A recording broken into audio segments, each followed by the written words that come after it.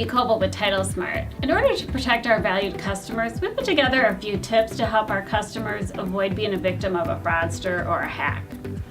Some of the things you want to be careful about are just getting weird and random text messages from people that you're not expecting. For example, I got a weird text message last night from Wells Fargo.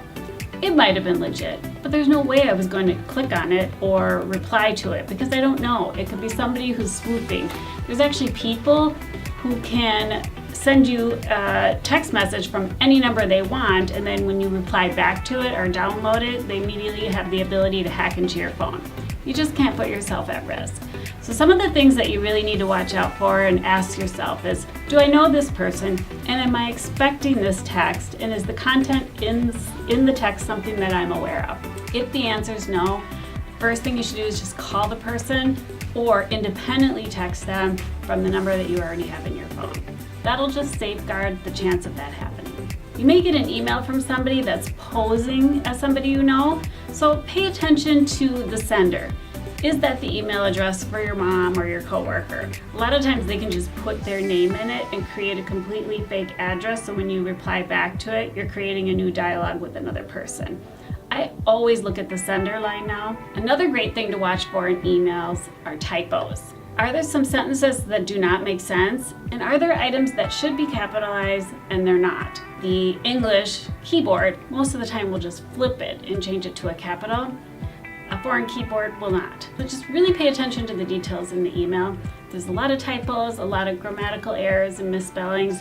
That is a chance for you to kind of stop and hesitate. Then look and see what they're sending you for attachments. You should never be clicking on anything unless you know the sender, you can tell where it came from, and it's not some kind of a weird looking subject. So in today's market, a lot of times the title company will ask you to wire in your funds for closing. And this is completely normal because we're being requested to wire funds out from closing. So if you're going to be wiring funds for any reason, make sure that you talk on the phone to the person that you're supposed to be wiring to and verify the information.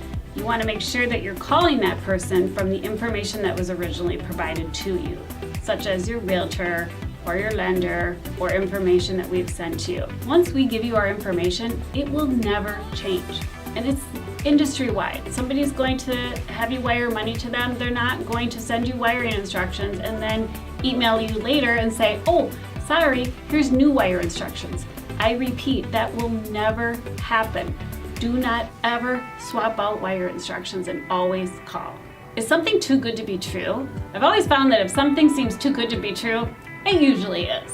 A really cute example is last summer my son was looking for an apartment, and then he brought me the information and showed me this amazing apartment at the super cheap rent, and the person was really trying to get him to send all of his information, and then when my son brought it to me, I'm like, something seems really fishy about that. So we dug deeper. Sure enough, it was a scam, just trying to get my son to sign a lease and give him like 2 to 3 months rent, and then he'd show up there and not have a key to get in. Luckily, we discussed it and we cut it off at the pass. If somebody's pushing you to do something quickly without questioning it, that should give you a moment to hesitate. Take that moment. So I just want to make sure that you take extra care and do not fall victim to any type of hacker or fraudster. In our office, we always envision from our various trainings that this hacker is a person with a hoodie where you can't see their face, but in reality, we don't know who it is. It can be somebody from another country, it could be somebody from right down the street, and it's important to just protect yourself, always kind of be on alert, and if there's anything that seems odd, just stop, hesitate, and question it. Title Smart, we want you to be safe and we want you to have a great closing because closing on your house should be fun.